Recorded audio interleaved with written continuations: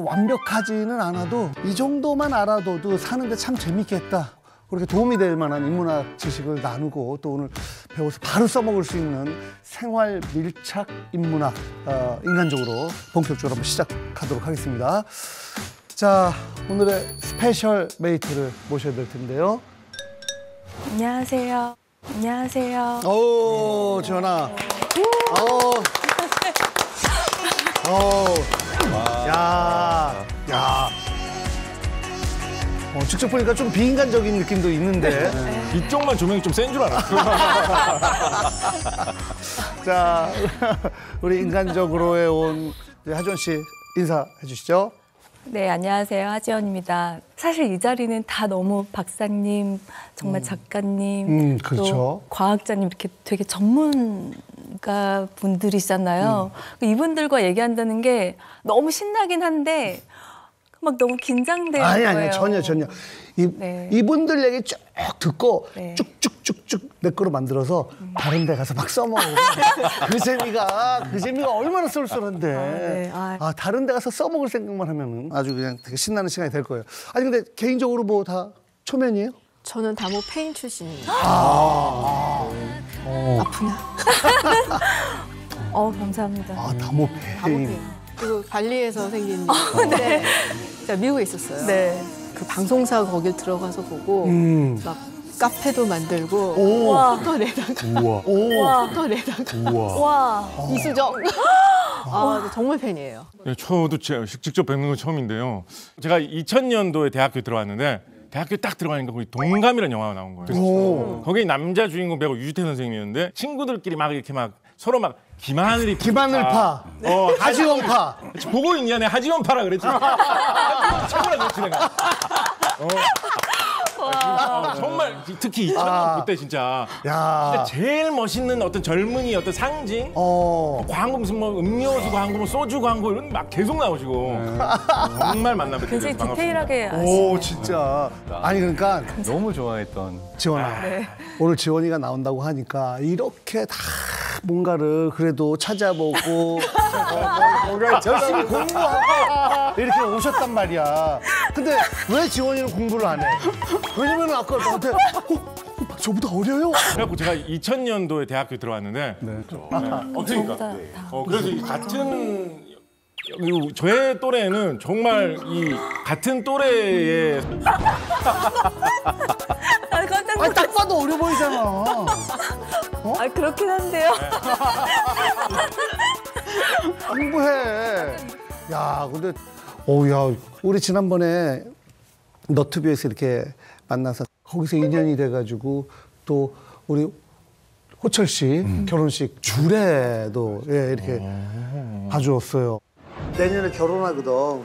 지원이가 주례를 좀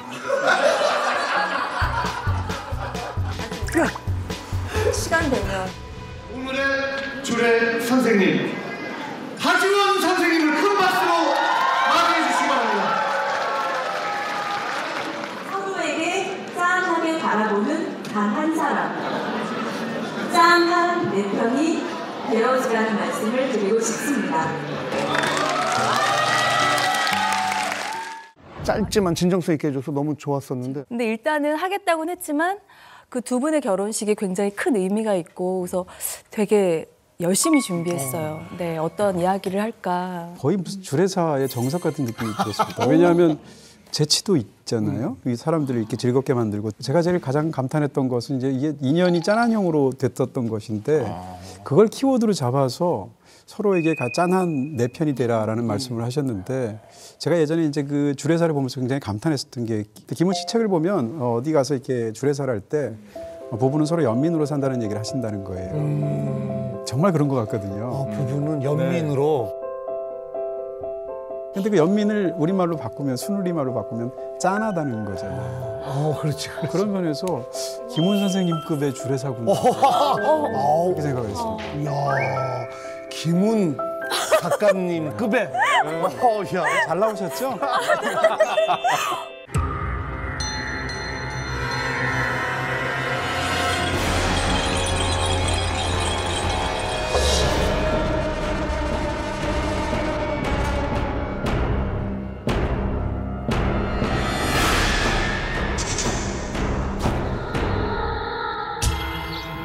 전부 다 알 거야. 묘 하나 잘못 건들면 어떻게 되는지. 유세차임이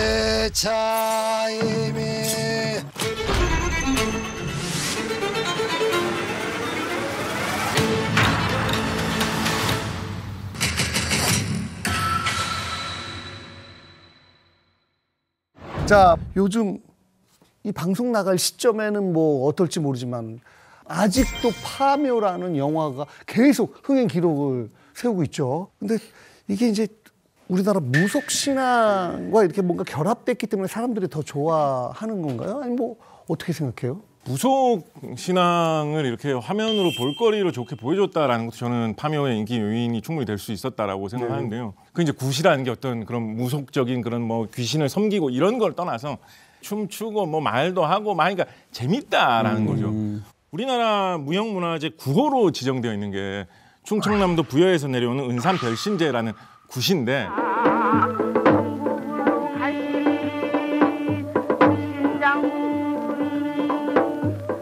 이게 우리나라의 중요 무형문화재로 지정되어 있는 이유가 춤도 재밌고 노래도 재밌고 장단도 재밌고 하다 보니까 이거는 예술적으로 보존할 가치가 있다라고 해서 살려놓은 것인데 그런 게 영화에서 좀 재밌게 표현된 거죠. 또 이제 무속이라는 게 사실 우리가 생각하는 것보다 훨씬 더 우리 주변에 가까이 있지 않습니까? 예를 들면 우리 말 속에 다 남아 있어요. 단골 같은 말. 아, 단골? 네, 우리가 뭐 단골 손님이라고 할 때 단골이 원래 이 삼남 지방에서 무당 있잖아요. 그 무당을 자주 찾아가는 사람, 그 사람을 이제 단골이라고 부르거나, 아니면 반대로 무당을 단골이라고 부르기도 해요. 네, 그래서 거기서 이제 와서 지금도 우리가 단골 손님 이렇게 말을 하는데 한국 사람들이 얼마나 이 무당을 자주 찾아갔으면 단골이란 말을 지금까지 쓰겠어요? 그리고 또 우리 동네만 이렇게 전철만 타봐도 사실은 관련된 말이 많아요. 신당이 사실은 지금은 새 신자를 쓰는데 원래는 귀신신이에요. 그래서 거기 무당집들이 모여 있었거든요. 그래서 신당이고요. 영등포? 영등포는 영등굿이라는 굿을 하던 물가예요. 포가 이제 물가라는 뜻이니까. 무엇보다도 동묘역 있잖아요.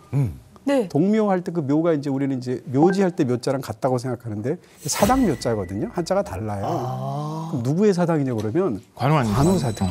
관우. 그 유비 관우 장비할 맞아요. 때 거예요. 가 보시면 지금도 그 상 관우 있어요. 상이 네. 이렇게 조각상 있습니다. 그래서 원래 동묘지만 동관왕묘거든요. 네, 명나라 군대가 임진왜란에 와서 이제 조선하고 같이 싸우게 됐잖아요. 그렇게 돼서 이제 승리를 했을 때 이 관우를 이제 군신으로도 믿고 재물신으로도 믿거든요. 그런 상황에서 관우의 은덕으로 우리가 전투에서 이겼다라고 생각을 해서 이 명나라로부터 한국으로 관우 신앙이 옮아오게 됐어요. 그리고 명나라에서 요구해서 당시 선조가 너덕대에 관우 사당을 만듭니다. 그 중에 남아 있는 게 동묘. 동묘. 이런 것도 생각하면 무속이 굉장히 우리 주변에 가까이 있다. 근데 이동진 평론가님은 또 공교롭게 평점을 좀 낮게 줬다고 하더라고요. 네네.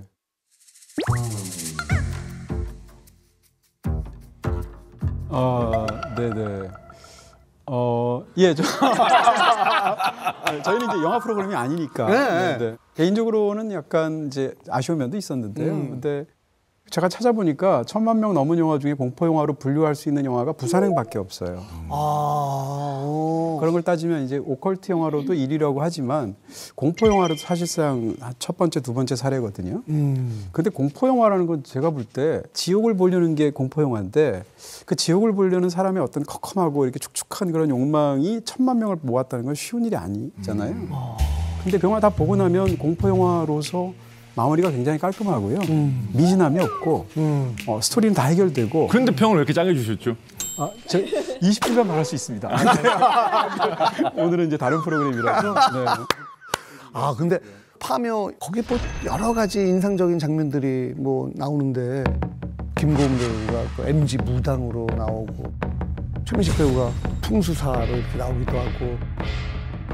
하지원 씨는 개인적으로 조금 그런 거를 믿는 편이에요. 왜냐면 풍수지리 뭐 이런 거를 그냥 미신이라고 생각하는 사람도 있고, 그건 미신과는 엄연히 다르다. 뭐 이렇게 생각하는 사람도 있는데. 그러니까 저도 태어나면서부터 자연스럽게 뭐 부모님이나 또는 뭐 할머니나 이렇게 생활에서 이렇게 흡수되는 건 있겠지만 제가 막 미신을 믿거나 뭐 징크스를 갖고 있거나 저는 그런 게 없어요. 그러니까 뭐를 생각해서 그런 게 전혀 없는 편이에요. 아니 그런 거에 대해서 한번 얘기를 한번 나눠보죠. 일단 풍수지리가 좀 미신이다 이렇게 생각하는 사람이 아니다 이거는 좀 어머니 다르다. 풍수는 뭐예요?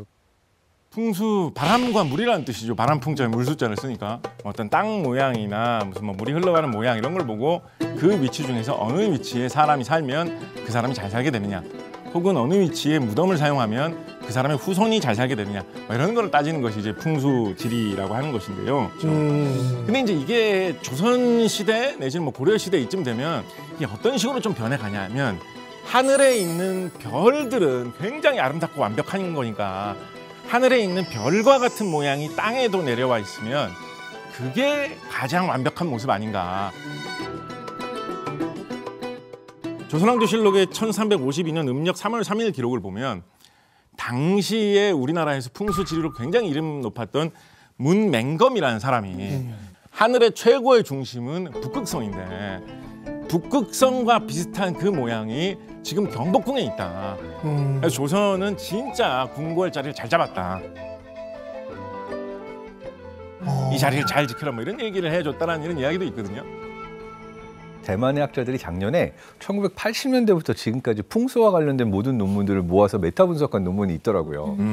되게 흥미롭게도 중국에서 실제로 풍수적으로 자리가 좋다라고 알려진 곳이 땅값과 집값이 높다. 근데 요거는 사람들이 믿으니까 일어난 일이라고 볼 수 있는 거고, 또 다른 하나는 풍수적으로 좋은 곳에 있는 숲의 위치와 그렇지 않은 곳의 숲을 비교를 하면서 생태 다양성 지수를 봤더니 실제로 풍수적으로 좋은 곳이 생태 다양성에도 뛰어나더라고요. 사람이 생각보다 환경의 영향을 많이 받아요. 그냥 큰 그림으로 보게 되면 풍수는 사람들에게 꼭 필요한 물, 햇빛, 공기, 숲 이러한 부분들에서 좋은 것들을 얼추 정리해 놨기 때문에 경험적으로 이렇게 풍수가 좋다라고 하는 곳이 실제로 사람들이 많이 살거나 집값이 높은 이유가 아닐까 이렇게 해석을 합니다. 근데 그럼에도 불구하고 이렇게 미신이라고 생각하는 사람들도 꽤 많은데 어떻게 생각하세요? 미신이란 말은 사실 이제 가치 판단이 개입된 말이고요. 근데 우리가 이제 보통 풍수에서 예를 들면 무슨 뭐 배산임수 이런 거 얘기하지 않습니까? 근데 그게 만약에 한양 같은 자리를 보고 보면 아니 그 자리가 너무 배산임수로 죽은 게 일단 남향이잖아요. 그 다음에 북풍을 뒤에 산이 막아주잖아요. 북악산이. 그러니까 이것은 누가 봐도 좋은 자리인 거죠. 이제 거기서 이제 그것이 음양오행설이나 이런 것이랑 섞이고 그러면서 동양 철학의 어떤 토대를 갖고 와서 지금 같은 걸 만들어진 건데요. 그런 측면에서 저는 누군가의 믿음을 그게 본인의 믿음보다 훨씬 좀 열등하게 보이더라도 혹은 체계적이지 않더라도 함부로 미신으로 치부할 수 없다. 저는 그런 입장입니다. 저는 방금 말씀하신 게 어떤 생각이 지금 번뜩 드냐면 풍수지리에서 기본이 집 지을 때 이제 남향으로 짓는 거지 않습니까?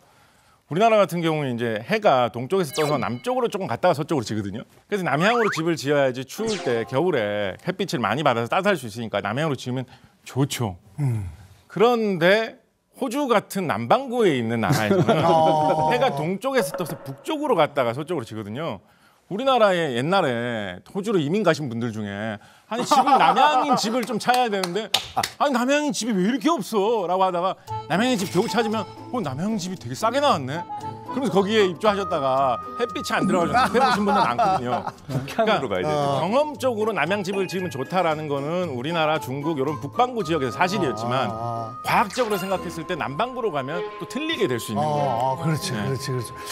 어떤 사람들은 나는 뭐 점집 이런 건 안 믿어. 근데 딱 하나 진짜 신병을 알아서 뭐 무병을 알아서 무당이 된 나는 그런 사람은 좀 가서 뭐 이렇게 뭐 물어보곤 해. 뭐 그런데 그 무당들은 그냥 무병을 앓지 않은 사람은 진정한 무당이 아닌 거예요? 뭐 어떤 거예요? 그렇기도 하고 아니기도 합니다. 그래요? 이게 약간 이제 전통적인 사회로 말씀을 드리면 대략 중부지방, 서울 북부지방 이쪽 사람들은 지금 말씀하신 대로 무병을 알아서 무당이 되는 과정을 거쳐요. 그것을 보통 이제 강신무라고 하거든요. 신이 내렸다고 그래서. 근데 삼남지방 있잖아요. 아까 말씀드린 뭐 전라도, 경상도 이런 쪽. 삼남지방에서는 세습무예요. 그러니까 부모가 무당이면 자녀도 무당이 되는 케이스. 삼남지방에서는 기본적으로 세습무들은 강신 경험이 없습니다.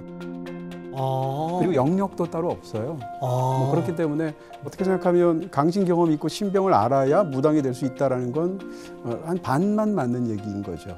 아닌 무당들도 굉장히 많은데 다만 이게 드라마틱하잖아요. 그러니까 영화 같은 데서는 이제 주로 강신 체험이 있는 강신무들이 주로 나오죠. 뭐 예를 들어서 영화에서도 이제 태백산맥 옛날 영화 보시면 그 물론 책이지만 거기 소화라는 무당 나오거든요. 소화는 세승부예요.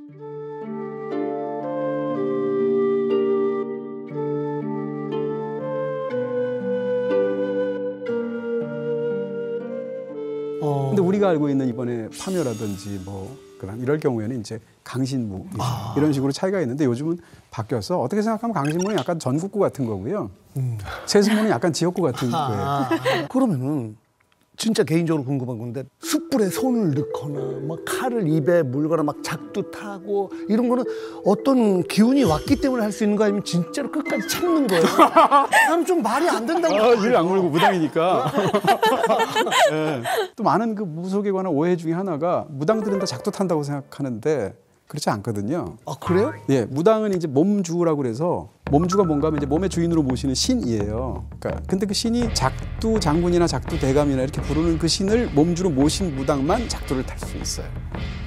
그러니까 그런 면에서 모든 무당이 다 작두를 타는 것은 아니다. 이게 제가 되게 재밌는 얘기를 들은 게 어느 다큐멘터리 PD님이 작두 타는 무당 장면을 찍으려고 가가지고 카메라를 이렇게 준비하고 촬영 준비를 했다는 거예요. 근데 실제로 여러 명이 피를 철철 흘리면서 네, 그런 경우는 많아요. 그 작두 위에 올라갔는데 촬영이 안 돼가지고 결국 비켜봐 해가지고 정말 작두 타는 좀 경험 있는 분이 실제로 탔는데 나중에 가서 이제 궁금증 때문에 다리 한번 볼 수 있을까 했는데 굳은 살이 굉장히 많이 배겨 있어가지고 그러니까 이게 여러 번 피 흘리면서 피 난 데가 또 아물고 또 아물고 또 아물고 이런 우리 손에도 이렇게 굳은 살이 배기잖아요. 그러한 과정을 통해서 조금 딱딱해진 발을 가지고 계신 게 아닌가라는 조심스러운 짐작을 하셨던 PD님이 있는데 체중 관리도 해야 되고 식단 조절도 해야 되고 그 다이어트 때문에 또 신경도 많이 쓸 것 같긴 해요. 이 얘기도 있어요. 방송관에서 버닝 선 이러면 최면에 걸리는 거 있잖아요.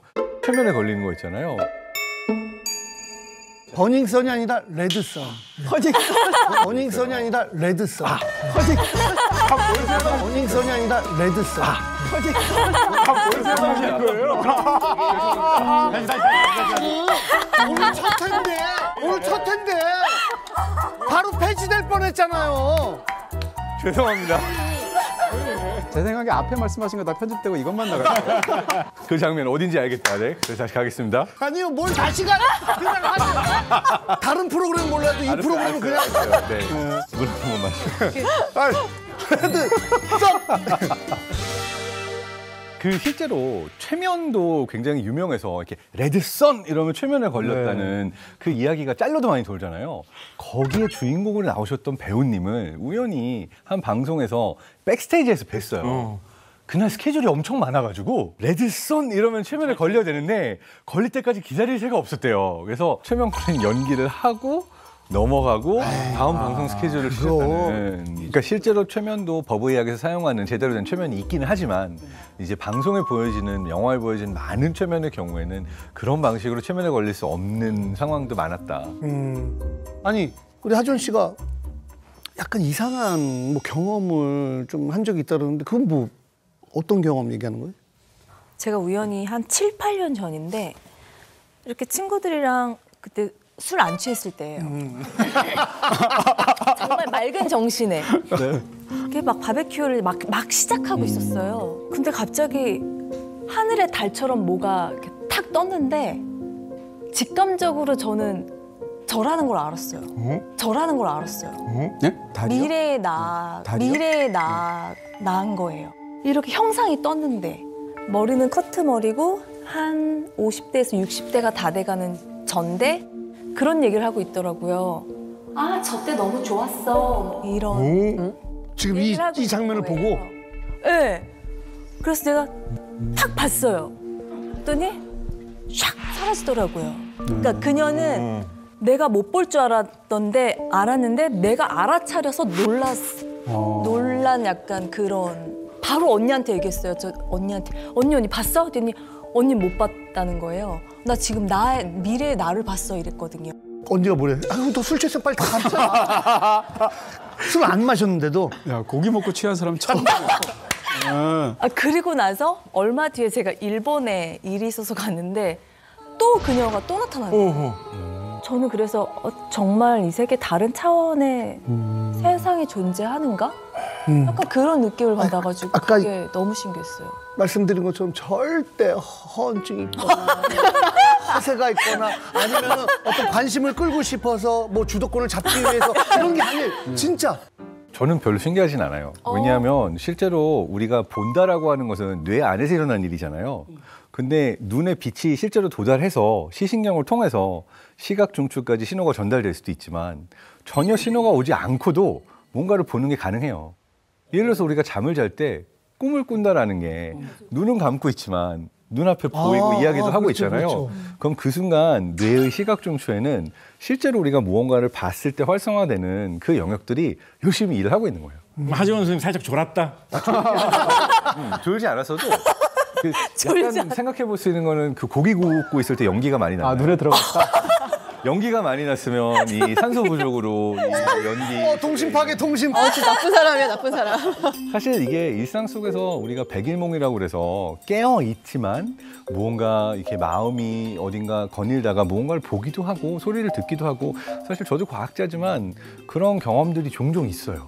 근데 가끔 그런 생각을 해요. 그러니까 이렇게 영혼이 아까도 얘기했지만 유체 이탈한다는 말이 있잖아요. 네. 근데 유체 이탈은 가능한 건지. 건가요? 실제로 유체 이탈을 경험했다라고 하는 사람들의 숫자가 생각보다 높아요. 네. 공통적으로 유체 이탈을 경험하는 사람들의 뇌 안에 공통적으로 문제가 있었던 영역이 있을까 찾았어요. 바로 측두엽 쪽에 TPJ라고 템포럴 파라이탈 정션이라고 부르는 영역인데 그곳이 하는 일이 여러 시각, 청각, 촉각 이 모든 것들을 하나로 묶어주는 영역인데 이곳에 이제 마비가 온, 리전이 온 환자들이 공통적으로 내가 영혼이 빠져나가서 내 2m 위에서 나를 내려다보는 경험을 했다라고 얘기를 하더라는 거죠. 그래서 이게 논문으로 나왔는데 오 신기하다. 결국 이 유체 이탈은 뇌 이상일까? 이렇게 생각을 했지만 스위스에서 제가 아는 그 연구팀인데요.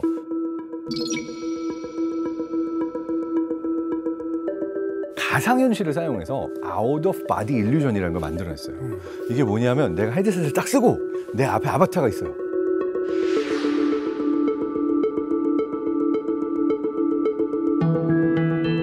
근데 내 앞에 아바타를 머리를 툭 치는 순간 누가 동시에 내 머리를 툭 치면은 내가 맞으니까 내 앞에 아바타도 맞네? 그럼 내가 막 손을 움직이면 내 앞에 아바타도 움직이고 누가 등을 긁어주는 거를 보는데 내 등이 긁어져요.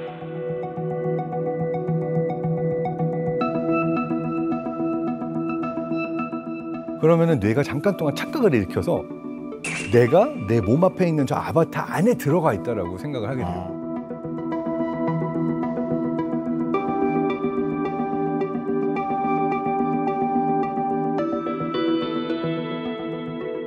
그러면은 이들이 아주 강력하게 내가 내 몸 바깥에서 실제 나를 카메라로 찍어져 있지만 나를 보는 경험을 할 때 뇌가 착각을 일으키는 순간 어느 영역이 변할까? 그랬더니 유체 이탈을 경험했던 환자들에서 이상이 생겼던 뇌 영역에 변화가 보인 거예요.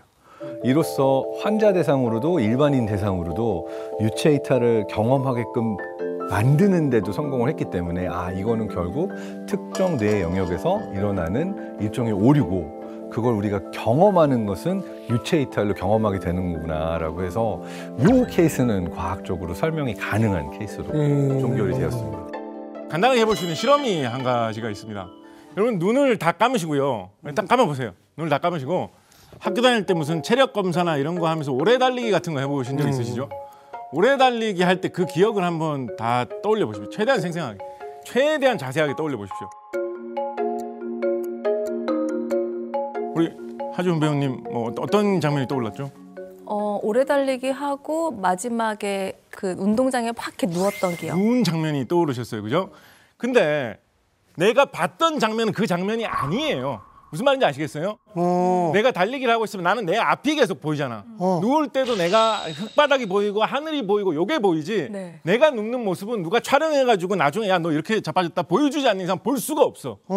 그렇지만 그거를 기억을 떠올릴 때는 내가 봤던 그대로를 떠올리는 게 아니라 나를 영화의 주인공처럼 생각을 하면서 내 모습을 바깥에서 본 모습을 기억을 하는 게 자주 나오는 버릇 중에 하나예요. 그러니까 경험은 1인칭으로 하지만 기억은 3인칭으로 하게 되는 거죠. 떠네요. 그러니까 나 너무 생생하게 내가 막 헉헉거리면서 담배 끊어야 되겠다 막 그거 가지고 생각이 나고. 그런데 나는 내 앞만 보고 있었지. 나를 그렇네. 누가 촬영한 그 영상을 내가 본 게 아니잖아요. 그렇네. 근데 꼭 그 촬영한 것처럼 생각나거든. 그래서 자기 영혼이 바깥에서 빠져나와서 나의 자신을 보고 있다 이렇게 생각하는 게 생각보다 되게 쉽다라는 거죠. 근데 가끔 저도 유튜브를 많이 보는데 그 내가 사후세계를 경험했다라고 하는 사람들의 어떤 증언들이 있잖아요, 사실은. 듣다 보면 정말 진짜 같다라는 생각이 되게 많이 들거든요. 그러게 진짜 사후세계를 잠깐 엿보고 온 건지 아니면 뭐 내가 착각한 건지 좀 언제부터 죽음 이후에 뭐 다른 세계가 있다고 믿었던 거예요? 굉장히 옛날부터 뭐 거의 인류 출현과 같은 시기 어쩌면 그 앞서부터 인류가 아닌 다른 종족 때부터도 그런 믿음이 있었을 것이다 생각해 볼 수 있는데요. 제가 재밌게 생각하는 우리나라 사례로는 어떤 게 있냐면 옛날에 지금부터 한 3,000년 전 정도의 청동기 시대 그때 유물 중에 이제 흔히 비파형 동검이라고 하는 칼이 있습니다. 칼. 구리 청동으로 만든 칼이 있는데 사람 무덤 같은 데서 이제 파보면 이제 그게 나오는 거예요. 3,000년 전에. 근데 그 동검을 파보면 어떤 상태로 나오냐면 칼이 곱게 그냥 나오는 게 아니라 칼을 반토막으로 뚝 부러뜨린 상태로 나와요. 누가 일부러 부러뜨리는 거예요. 사용하다가 반으로 부러졌는데 그거를 사람하고 같이 묻어놓은 게 아니라 왜 사람한테 칼을 같이 묻을 때 굳이 그거를 반토막을 내가지고 묻었을까요? 왜 그랬을까요? 그러게. 그 뭐 기록이 안 남아있기 때문에 왠지는 몰라요. 근데 제가 들은 이야기 중에는 뭐 그냥 설이에요. 근데 어떤 이야기도 있냐면 사람이 주인이 죽어서 세상을 떠나서 저승에 갔으니까 이 사람이 저승에서도 이 칼을 들고 잘 멋지게 활약하게 하려면 칼도 저승으로 보내야 되지 않겠느냐. 그래서 칼을 부러뜨려가지고 칼도 죽여서 넣었다. 확실치는 않아요. 그렇지만은 굳이 부러뜨려서 넣었다는 거는 죽음 이후에 어떤 저승 세계에 특별한 법칙이 있다는 걸 생각을 하고 굳이 비싼 칼을 부러뜨려서 넣은 거겠다.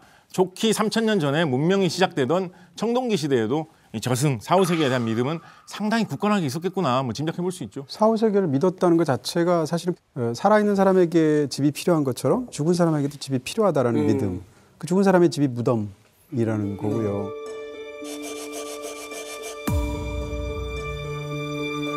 우리가 어떤 분이 돌아가셨을 때 뭘 같이 이렇게 사랑 평생 좋아하셨던 거 이렇게 넣어주잖아요. 그런 게 어떻게 보면 옅은 의미에서 사후세계에 대한 믿음이 있으니까 넣어주는 거잖아요. 그런 측면에서 관련이 있고 저는 파묘 보면서 그 생각도 했거든요. 파묘의 이제 핵심적인 아이디어가 겹장이잖아요. 네. 무덤 하나에 2개의 관을 넣는. 아, 이거 층간소음 얘기구나. 그 생각.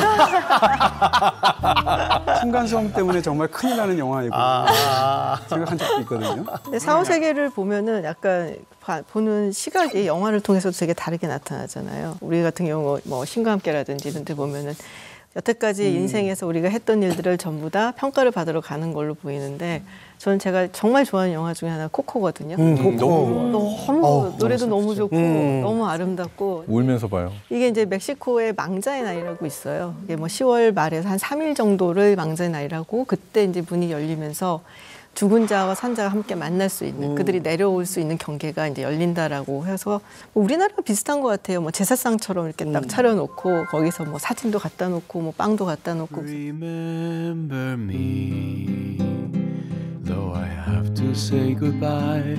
Remember me, don't let it make you cry. For even if I'm far away, I hold you. 이 영화를 보면 이렇게 느끼는 게 살아있는 사람이 그 죽었지만은 그 사람을 기억을 해준다면 그 사람의 영혼은 영원히 살 수 있다라는 걸 메시지를 던진 거거든요. 약간 우리나라나 이제 동양 쪽에서는 죽음을 굉장히 비장하게 받아들이는데 그쪽에서는 죽음을 그냥 연장선으로 받아들인다라는 생각이 되게 많이 들고 그 지역마다 혹은 나라마다 영혼이나 사후세계를 대하는 방식이 굉장히 다른 것 같아요. 그러니까 문화권마다 그렇게 사후세계를 다루 상상한다라는 것으로 지옥 얘기도 할 수 있거든요. 전 문화권에 사실 지옥에 관한 관념들이 퍼져 있잖아요. 근데 지옥을 어떻게 말을 하느냐에 따라 다른데 서구에서는 지옥을 불지옥으로 보통 생각한단 말이에요. 그래서 보통 이제 아브라함기의 종교라고 말하는 종교가 있단 말이에요. 기독교, 뭐 유대교, 이슬람교 이런 종교들은 사막에서 일단 태어난 종교잖아요. 그래서 그런 관련된 것으로 이것을 해석하는 경향들이 있어요. 반드시 그건 아니겠지만. 그다음에 정반대로 이누이트가 있잖아요. 에스키모들라고 과거에 불렀던. 알래스카 이누이트는 지옥을 어떻게 상상하냐면 얼음 호수로 상상해요. 죽으면 글로 지옥으로 간다고 생각하거든요. 그들은 추위가 너무 무서운 거죠. 고대 이집트 사람들은 죽으면 어디로 가느냐? 은하수 옆으로 간다고 생각했어요. 왜 그랬냐면 하늘의 밤에 은하수를 보면 나일강처럼 보이거든요. 그러니까 은하수를 나일강이 하늘에 반영된 것으로 보죠.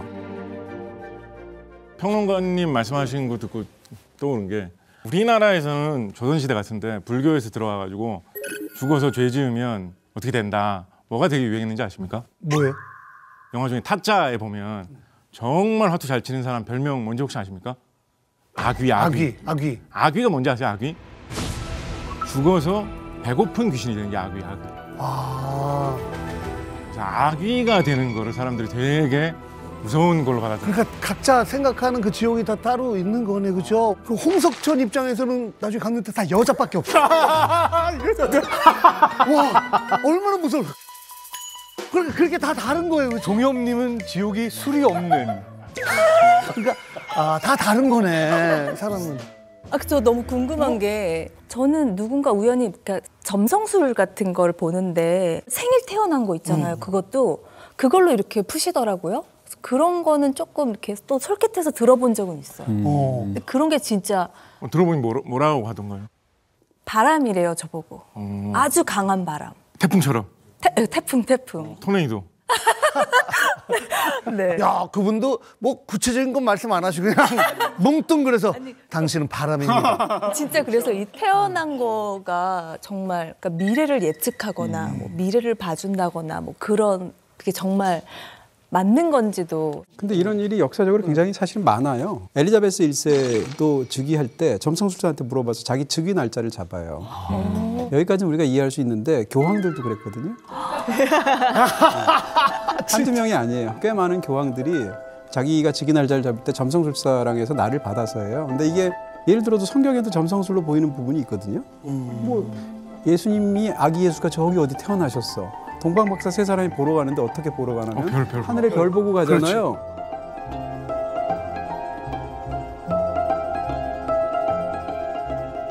그 별을 통해서 신이 뜻을 거기다 어떤 읽을 만한 사인을 줘서 간다는 거잖아요. 그게 점성술이잖아요. 그런 면에서 보면 사실 성경과 관련이 돼 있기도 하고 우리가 알고 있는 많은 사람들이 점성술사이기도 했습니다. 대표적으로 무슨 과학사에 너무 위대한 케플러 같은 사람 이런 사람은 이제 점을 쳐서 별점에 따라서 이렇게 예언 같은 것을 수록한 달력 팔기도 하고 이랬거든요. 케플러가 케플러 스승이 이제 티코 브라헤잖아요. 티코 브라헤도 역시 오스만 투르크의 술탄이 죽을 것이다라는 것을 예언을 해서 그게 맞아서 유명해진 사람이에요. 사실은 지동설이 상식이다라는 것을 근대 이후에 사람들이 완전히 인정하기 전까지는 이 점성술과 천문학을 구분하지 않고 두 가지가 붙어있는 그런 시대가 굉장히 오래 지속이 됐다 이렇게 말할 수 있죠. 레이건 대통령이 항상 점성술사한테 물어봤다는 거 진짜입니까? 진짜예요. 레이건 대통령의 부인인 낸시 레이건 여사가 이 점성술사를 굉장히 많이 믿었어요. 이제 레이건 대통령이 취임하고 얼마 안 돼갖고 암살 시도가 있었거든요.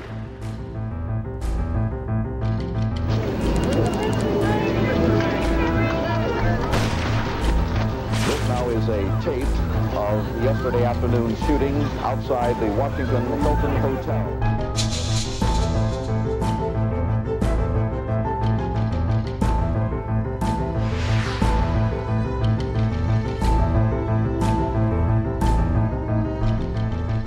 우리가 보기에는 뭐 레이건 그러고 살아났고 병원에서 농담도 했다며 그렇지만은 상당히 중대하고 굉장히 위험한 순간이어서 낸시 여사가 어느 날 이렇게 지인이랑 전화를 해요. 그러면서 서로 같이 알고 있던 어떤 점성술사가 사실은 말이야 그 여자가 이날 레이건 굉장히 위험한 날인데 하고 미리 나한테 얘기를 했었어 그러는 거예요. 그러니까 낸시 여사가 놀래갖고 오마이갓 막 그러고서는 찾아간 거죠 그 여자를.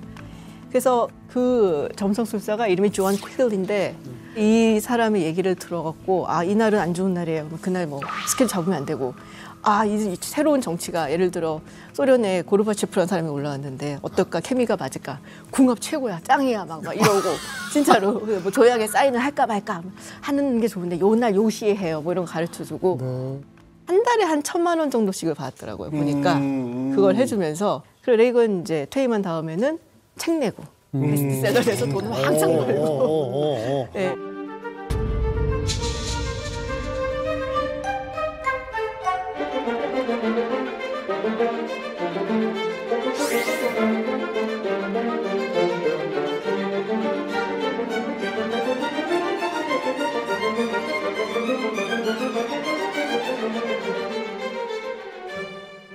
뭘 예언을 했을 때 제가 이렇게 대체적으로 보면은 다 틀리고 계속 틀리더라도 뭐 하나가 딱 맞으면 사람들이 거기에 굉장히 열광하는 것 같아요. 정확해요. 이거를 후견지명이라고 해요. 그러니까 선견지명이 있어서 맞춘 게 아니라 일어나고 보니 내가 그때 그랬잖아. 그래서 예언을 가장 잘하는 방법은 무조건 예언을 많이 하면 맞는 예언들이 기억에 남게 되어 있어요. 던지다 보면 안 하는데. 그러니까. 노스트라다무스가 썼던 이야기들 중에 말도 안 되는 것들이 얼마나 많습니까? 근데 그 중에서 해석해보면 맞는 것 같다라고 하는 것들이 결국 남은 거잖아요. 그렇지. 많은 수의 예언들을 던지다 보면 누군가가 기억하게 되고 회자되는 예언들이 있어서 그것이 역사에 기록된 게 아닐까. 모든 게 기록될 수 없으니까. 정말 한 20년 전에 방송국이 KBS, MBC, SBS 세 개밖에 없었을 때 예능과 관련된 그 PD랑 뭐 이쪽에서 뭐 어디 점쟁이가 유명하다 용하다 그러면 가가지고 이 프로그램 잘 될까요? 뭐부터 해가지고 근데 방송국에 소문이 퍼지면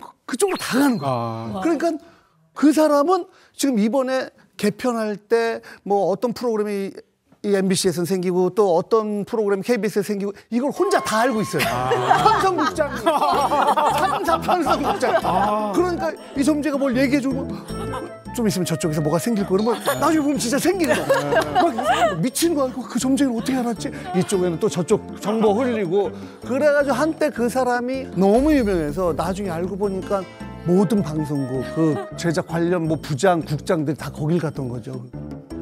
그런 얘기했는데 사실 MBTI도 믿음 같은 게 사람들마다 다 있잖아요. 예, 그러니까 근데 이게 뭐 그런 거 좀 믿는 편이에요. 어때요? 뭐 옛날에 우리 혈액형으로 성격 따지는 거 있었잖아요. 그거 비교해 보면 뭐 MBTI는 정말 굉장히 발전된 거다. 혈액형보다는 혈액형에 비하면 뭐 이거는 뭐. 근데 이제 이게 전 진짜 신기한 게 뭐냐면. 딴 나라에서는 MBTI 별로 유행도 하지 않고 있습니다. 전 세계 어디에서도. 요즘 한류가 유행이라 가지고 중국, 동남아 이런 데서 MBTI 사람들이 관심 갖는데요.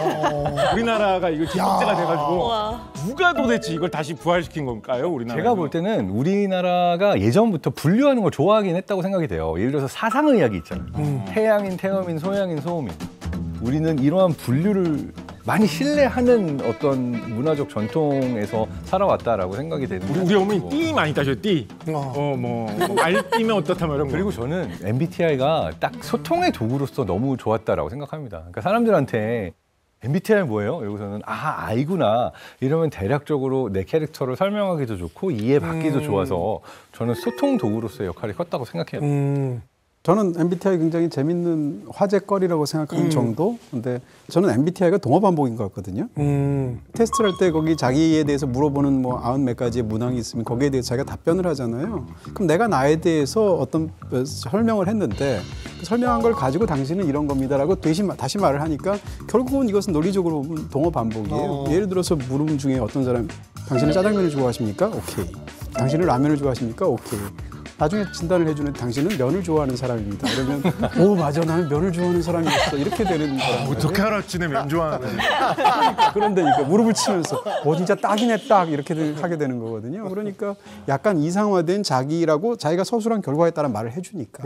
내가 원하는 내 모습을 이렇게 그렇죠. 좀 만들어갈 수 내 있으니까. 모습이 아니라 내가 나라고 생각하고 싶은 내 모습으로 답변을 하잖아요.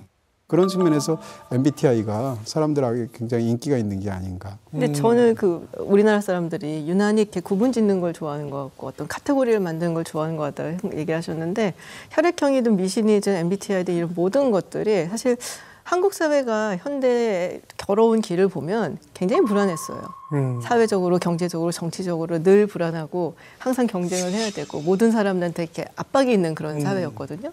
그런 사회에서 유난히 뭐 미신이라든지 점성술이라든지 뭐 그런 뭐 우리 과학적이지 않은 것들 믿는 그런 성향이 굉장히 강하대요. 예를 들어서 이번에 제가 그래서 주제가 미신 해갖고 봤더니 독일에서 1918년에서 1940년 사이에 그렇게 미신이나 점성술이나 뭐 이런 거에 별자리에 관련된 얘기가 언론이나 뭐 신문 매체 뭐 이런 거에 많이 나왔대요. 소설도 나오고.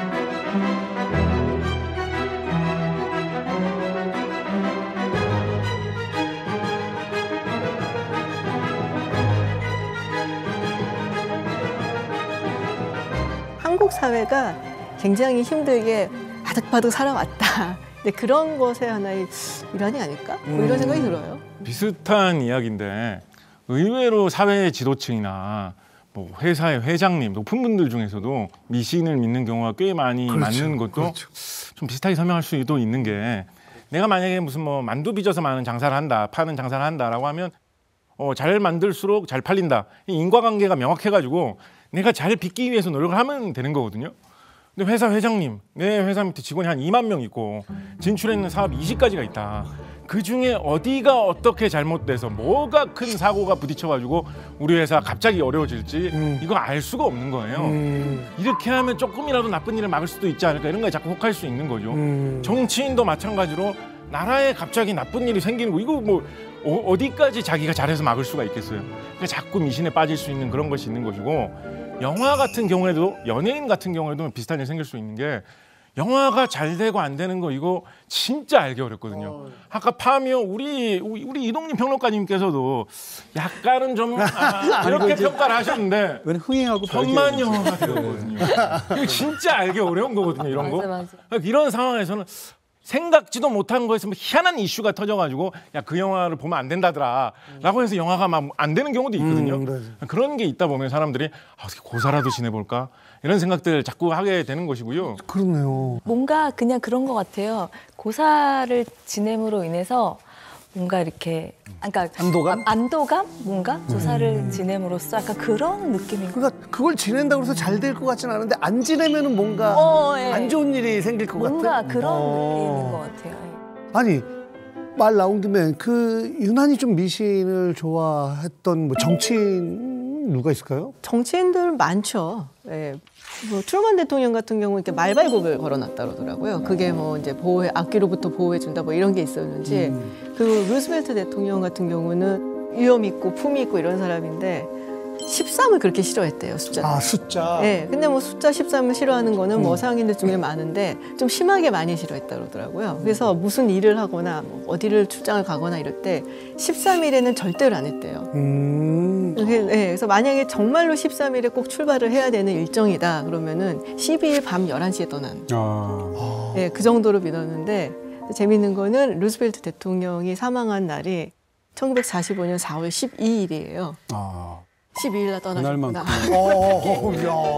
지금 가는 날짜도 13 너무 싫어서. 그렇게 너무 싫으니까 12일 날 가신 거야. 내가 전날이 오기 전에 14일 날 가시면 14일 날 가셨어도 이틀 더 사시고. 네. 근데 13을 싫어하게 되는 건 이제 많이 알려져 있잖아요. 왜 싫어하는지 서양에서는. 사실 그게 이제 최후의 만찬 때 숫자 자체가 13명이다라는 얘기도 있고. 경우에 따라서는 그 북유럽 신화 중에서 이제 신이 12명이 연애를 하고 있었는데 초대받지 않은 13번째 로키가 와서 깽판친 거거든요. 이게 이제 북유럽 신화에서 굉장히 유명한 부분인데 그것 때문에 13이 불길하다는 이론도 있어요. 그럴 수 있겠네요. 근데 보면은 이게 미신에 좀 미신이라고 할까요? 아무튼 그런 거에 유난히 잘 빠지는 유형의 사람들이 있긴 있죠. 이게 실제로 어떤 연구가 있냐면 2019년도에 어떤 사람들이 미신을 잘 믿는가 뇌과학적으로 분석한 연구가 있어요.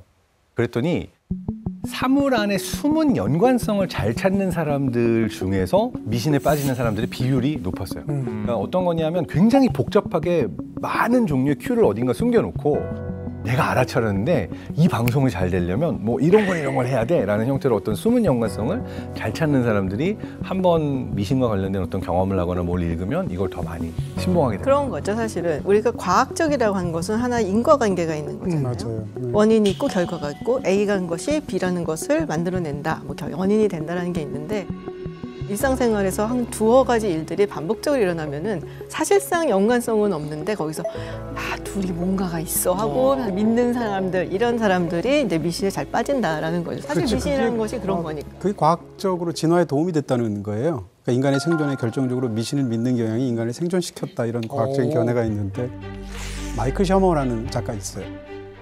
그 사람이 믿음 엔진이란 말을 했거든요. 서로 관계가 없는 인과관계가 없는 서로 다른 요인들 사이에서 패턴을 인간은 발견한다는 건데 인간은 기본적으로 믿음 엔진이라는 걸 갖고 태어났다는 거고요. 원시 시대에 이제 조류를 볼 때 언제 밀물 썰물이 오는지 이 음식을 이 과일을 먹어도 되는지 아니면 먹으면 죽는지 이런 걸 알려면 패턴을 알아야 되잖아요. 이파리가 어떻게 나면 먹을 수 있다라든지.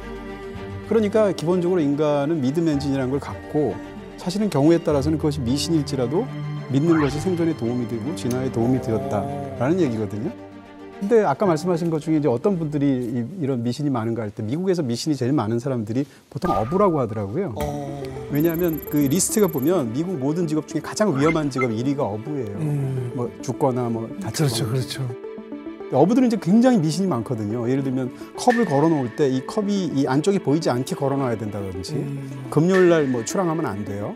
또 항해 중에는 휘바람 불면 안 돼요. 폭풍우가 몰려온다고 생각해서. 왜 그럴까라고 하면 가장 위험하니까. 그런 측면에서 봐도 사실은 미신이라는 것이 갖고 있는 효능이 있으니까 인류가 갖고 있는 이유가 있을 것이다라고 추측할 수 있죠. 인간이 원래 굉장히 불안한 존재잖아요.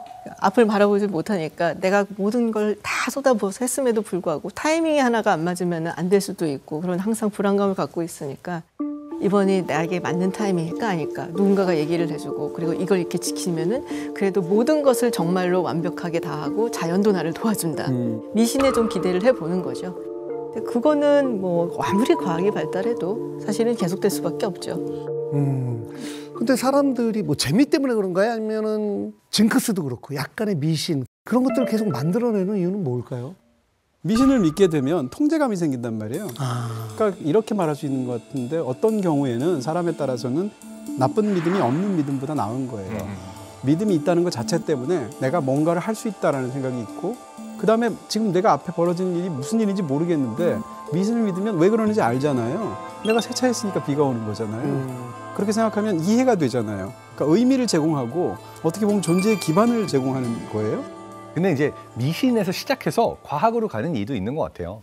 예전에는 뭐 기후제 지내고 날씨 이러한 것들은 신의 영역이라고 생각했지만 어느 순간 기상 예측이라는 것도 완벽하지는 않지만 어느 정도 가능하겠구나라는 것들이 경험치가 모여서 과학으로 가게 된 이라서 여러 이야기들을 연결해서 만들어내는 것 자체가 의미 있다는 이야기에 동의합니다. 네.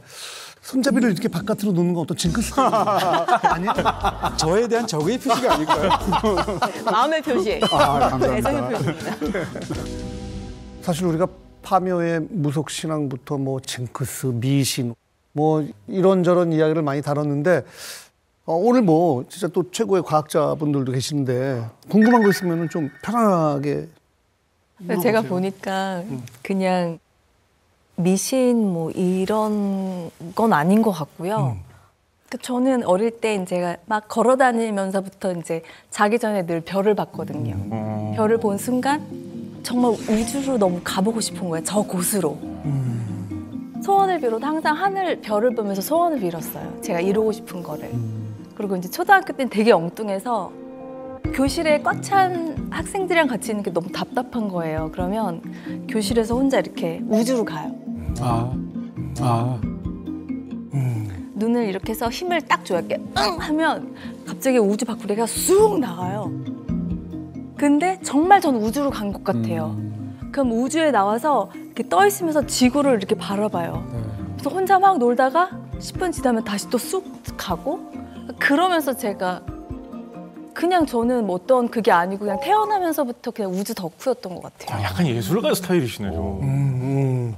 그리고 뭐 화성 가고 싶다고 옛날부터 이제 미국에 어떤 기지가 있어요. 화성을 체험하는. 거기에서 한 2주 동안 똑같이 우주인들이 생활하는 것처럼 똑같이 생활을 했어요. 아니 근데 진짜 그 프로그램 임할 때도 되게 진지하게 진짜 임한 걸로 알고 있고 뭐 나중에 정말 기회가 되면 뭐 화성에 가보고 싶다 이런 얘기도 농반진반처럼 하는데 실제로 언젠가는 진짜 화성에 갈 수 있는 날이 오나요? 제가 나사 직원 한번 만난 적이 있어요. 그래서 물어봤어요. 네 생애는 안 될 거다. 그래서 발끈해갖고 너 내가 몇 살인 줄 알고 안 된다고 그런 거 그냥. 그럼 언제쯤 가능한 거예요? 저도 가능하지 못한 건가? 그러니까 사실 이게 굉장히 오랜 시간이 걸릴 거라고 그래서 어떤 나사에서 나온 논문을 봤더니 아무리 빨라도 100년 안에는 어렵다가 이제 미니멈 모든 가능성 0.001%까지 열어놔도 뭐 오래 걸리면 10,000년 넘게 걸릴 수도 있다라고 이야기를 하는데 요거를 테라포밍, 그러니까 지구화 시킨다라는 프로젝트로 이야기를 하고 있어요. 이걸 이제 실제로 해보겠다라고 나선 사람이 일론 머스크라서 최근에 좀 유명해졌죠. 몽상가일까요? 아니면 누구보다 앞선 우주 개척자일까요? We can have send people to Mars and make life multiplanetary. 0. We're at stage 1. Liftoff indication. Liftoff of the Falcon 9. Between the Dragon spacecraft and the International Space Station. 그 추진력이 너무 멋있는 거예요. 저는 그래서 너무 가능한 일일까 그런 생각을 했었거든요. T 자동차 모델 약간 노리시는 거 아닙니까? 아닙니다. 화성에 가는 게 비용적으로 봤을 때 한번 그냥 가는 게 얼마나 어려운 일인지 생각을 해보면 화성보다 훨씬 더 가까운 게 지구에 떠 있는 달이지 않습니까? 아폴로 11호를 보내가지고 거기 이제 3명이 갔다 왔단 말이에요.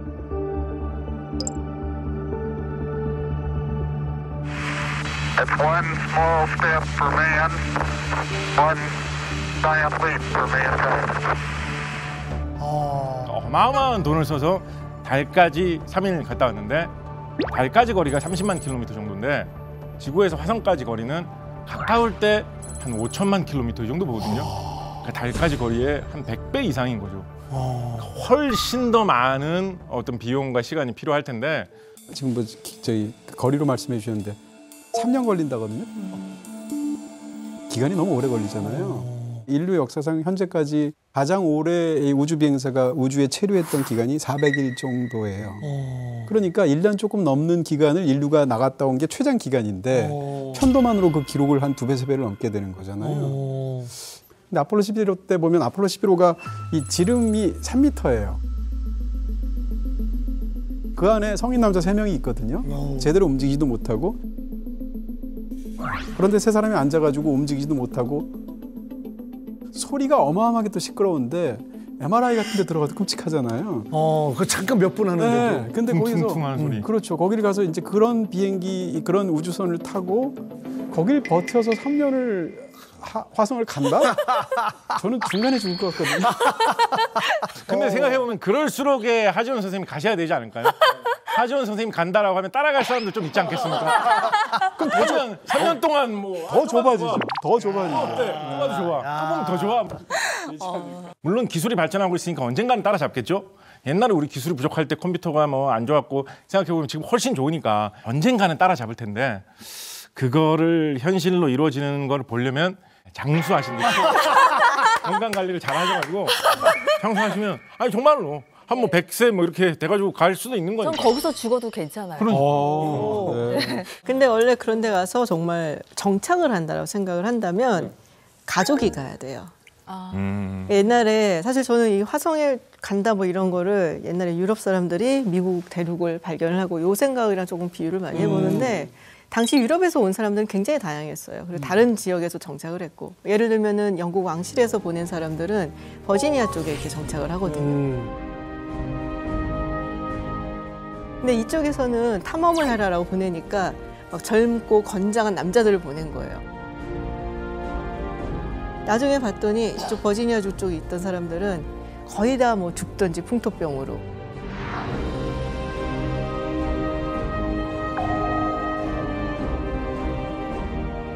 그래서 이게 확장하고 번성하고 되기까지 굉장히 오랜 시간이 걸리는데 뉴잉글랜드 쪽 가족이잖아요.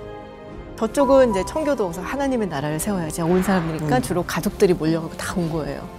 그러니까 뭔가 위협이 닥치고 그래도 자식들을 봐서라도 이걸 지켜내야 되는 거예요. 그래서 그런 가족들이 모여갖고 공동체를 이루고 그래서 우리끼리 모셔갖고 살아남아야 돼. 그러다 보니까 굉장히 빠른 속도로 확장을 하고 정착을 하게 돼요. 그래서 우리가 화성에 가서 뭘 하겠다 싶으면은 정말 가족이 모여갖고 딱 가갖고 정착을 해야 돼요. 보통 스타들이 이제 팬을 가족이라고 부르잖아요. 그러니까 팬분들하고 팬들이랑 같이 했으면 되겠다. 네. 간 김에 팬미팅. 팬미팅도 하고. 오늘 스페셜 메이트 하지원 씨, 예, 인간적으로 첫 회 함께 해주셨는데 어떠셨어요? 그러니까 저도 오늘 우주와 미신에 대한 주제잖아요. 근데 미신을 사실은 저는 거의 생각하지 않고 그냥 살아왔다고 생각을 했어요. 근데 오늘 이렇게 이야기를 해보니까 미신이라는 거는 내가 믿고 안 믿고를 떠나서 그냥 인간의 본성인 것 같아요. 태어날 때부터 이런 미신이 있기 때문에 그 안에서 또 사회가 이루어졌을 것 같다라는 생각이 들어요.